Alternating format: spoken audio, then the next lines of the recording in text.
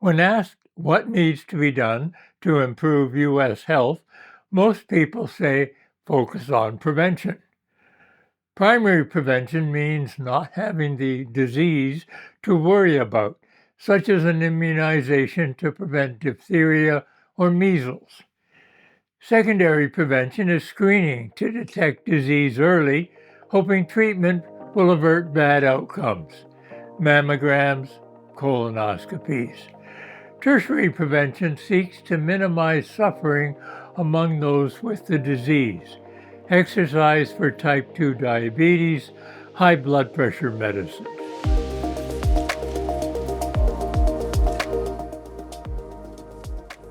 Providing basic sanitation has been the most influential primary prevention strategy in the 20th century. Keeping fecal waste out of food and water, along with provision of clean water, has saved countless lives. It is taken for granted, except in tragic stories like Flint, Michigan, where the water coming out of their faucet is contaminated, or where the meat you buy in the grocery store contains harmful bacteria that can kill you. Believe it or not, millions of Americans still lack basic modern plumbing. There's room for improvement here.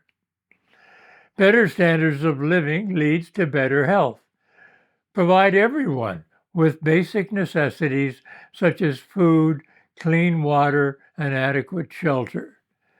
This is a really low bar that has a huge impact on health. America has increasing numbers of unhoused folk who don't know where or when their next meal will be. Our higher mortality is rooted in this malignant neglect. In the United States today, there's increasing distrust of scientific evidence.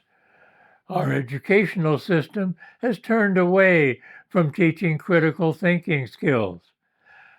Among rich nations, Americans have the lowest rate of believing in evolution. A substantial portion believes the sun orbits the earth. Many other examples indicate we don't rely on science to make healthy societal decisions. The anti-vaxing movement today has produced a resurgence of measles.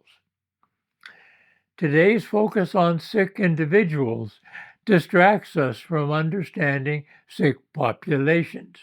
We care more about who is sick rather than why they're sick.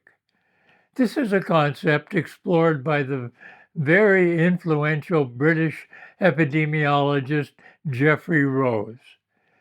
In his seminal book, The Strategy of Preventive Medicine, Rose concludes with this paragraph, quote, "The primary determinants of disease are mainly economic and social, and therefore its remedies must also be economic and social.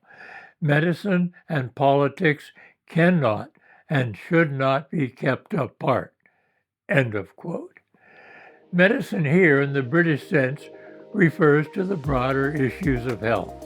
Please like and subscribe. Next time, we'll talk about how politics impacts your health.